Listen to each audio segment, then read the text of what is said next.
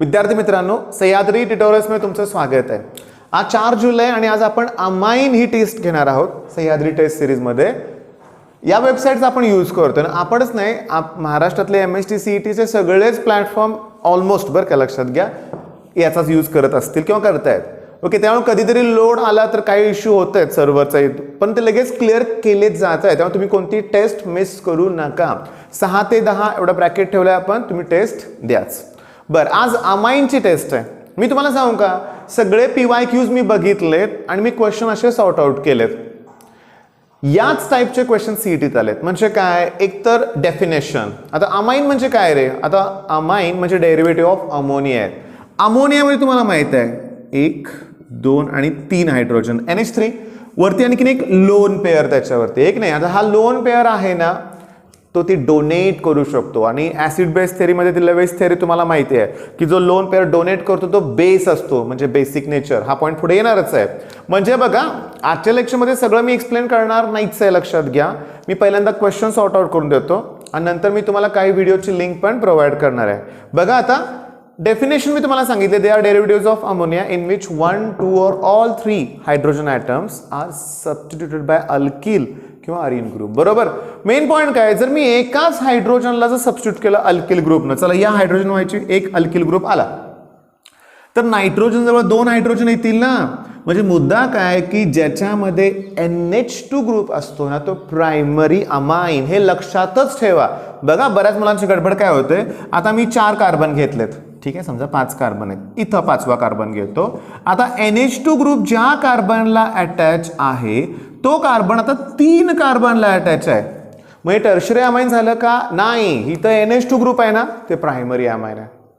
हे असं मी का सांगतोय, कारण काही प्रिपरेशन रिॲक्शन मध्ये गॅब्रियल थालामाइड सिंथेसिस प्रमाणे त्या रिॲक्शन मध्ये प्रायमरी अमाइनच तयार होतं।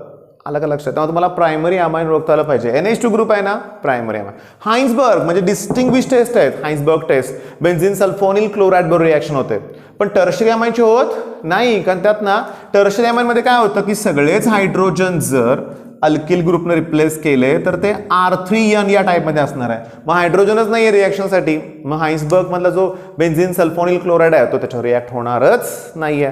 म्हणजे सगळ्यात महत्त्वाचं आहे क्लासिफिकेशन बरं का, प्रायमरी, सेकंडरी आणि tertiary. Actually quaternary ammonium salt पण आहेत, तुम्हाला पुढे काही रिॲक्शन मध्ये ते येणारच आहेत। आले लक्षात तुमच्या? NH2 ग्रुप असेल तर अमिनो ग्रुप, बरोबर ना, NH असेल तर इमिनो ग्रुप, नाहीतर नायट्राइल ग्रुप। हे ग्रुपचे नाव पण लक्षात ठेवा, प्रायमरीला काय, सेकंडरी आणि टर्शरी। त्याच्यानंतर मला सांगू का, IUPAC नॉमेनक्लेचर मोस्ट इम्पॉर्टंट आहे, कारण रिॲक्शन जर तुम्हाला दिली असेल तर प्रॉडक्ट कोणता तयार होतोय। ओके, तुम्हाला प्रॉडक्ट माहिती आहे, स्ट्रक्चर तुम्ही काढलंय, पण त्याचं ऑप्शनमध्ये दिलं IUPAC नॉमेनक्लेचर, मग जमलं पाहिजे ना। मग IUPAC नॉमेनक्लेचर, आता मी एक PDF आहे माझ्याकडं, ओके, मी तुमच्या बरोबर शेअर करतोय, तुम्हाला माहितीच आहे, मी त्याची लिंक डिस्क्रिप्शनमध्ये देतोय। ओके, म्हणजे आपल्या या टेस्ट सिरीजचा जो ब्लॉग स्पॉट आहे ना, लक्षात घ्या, जी वेबसाईट आहे म्हणून आपण त्याच्यात मी ते PDF मी शेअर करतोय, तुम्ही ते बघाच। जुन्या पुस्तकातल्यात पण IUPAC चे रूल्स अगदी परफेक्ट दिलेले आहेत, तुम्ही ते बघाच। डिस्क्रिप्शनमध्ये लिंक त्याची मी देतोय। सांगू का, IUPAC होते सेपरेटली क्वेश्चन आलाय का, आपण PYQचा अजून एक व्हिडिओ प्रोव्हाइड करणार आहेत, बघणारच आपण। पण मेन आता प्रिपरेशन। आता प्रिपरेशन मी तुम्हाला सांगू का की या टॉपिकमध्ये प्रिपरेशनमध्ये नेम रिॲक्शन्स खूप आहेत, मी जस्ट आता बोललो तसं। त्याचप्रमाणे गॅब्रियल थॅलामाइड सिंथेसिस, प्रायमरी अमाइन फक्त तयार होतं, ॲलिफॅटिक प्रायमरी अमाइन। त्याचप्रमाणे हॉफमन ब्रोमामाइड डिग्रेडेशन आहे, ठीक आहे ही रिॲक्शन। मेंडिस रिडक्शन आहे, ही पण नेम रिॲक्शन आहे, पण बाकीच्या रिॲक्शन पण महत्त्वाच्याच आहेत ना। आता नायट्राइल, ठीक आहे, अमाइड, ओके, त्याच्यानंतर तुम्हाला सांगू नायट्रो ग्रुप, ओके, त्याच्यानं ह्याचं सगळ्याचं रिडक्शन केलं की अमाइन तयार होतं, बरोबर आहे। आता समजून घेण्याचाच प्रयत्न करा। प्रिपरेशन रिॲक्शनसाठी व्हिडिओ, त्याची लिंक मी डिस्क्रिप्शनमध्ये देतो। ओके, प्रिपरेशन रिॲक्शन त्या व्हिडिओत 15-20 मिनिटात सगळ्या एक्सप्लेन केलेल्या आहेत। आय थिंक बोर्डच्या वेळेस तुम्ही व्हिडिओ अपलोड केला होता, तुम्ही तो परत बघा, नोट्स चार्ट तयार करा। ओके, आता फिजिकल प्रॉपर्टी मी तुम्हाला सांगू का, बॉइलिंग पॉईंट आणि सोल्युबिलिटी हे कराच। बल्की असेल, ठीक आहे, कार्बन ॲटम जास्त आहेत, मॉलिक्युलर वेट जास्त आहे, साईज जास्त आहे, वॅन डर फोर्स जास्त असणार आहे, बॉइलिंग पॉईंट सुद्धा जास्त असणार आहे। ओके, मग काही गोष्टी अशा आहेत।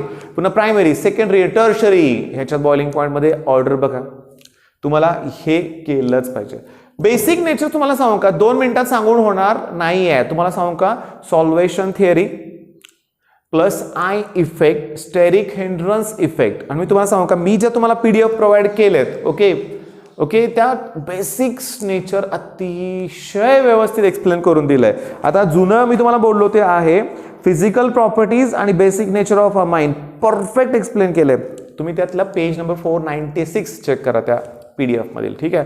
496 आणि 497 क्लिअर होणार आहे, कारण मी आता तेवढंच घ्यायचं म्हटलं तर अर्धा तास लागेल. एवढं हे बेसिक नेचर 3 कन्सेप्ट आहेत. कुठलं सांगितलं तुम्हाला मी, plus I effect, inductive effect, solvation theory आणि स्टेरिक हायड्रन्स इफेक्ट, म्हणजे ठीक आहे बल्की किती आहे, किती अल्किल ग्रुप त्याच्यावर अटॅच आहे टर्शरी होते.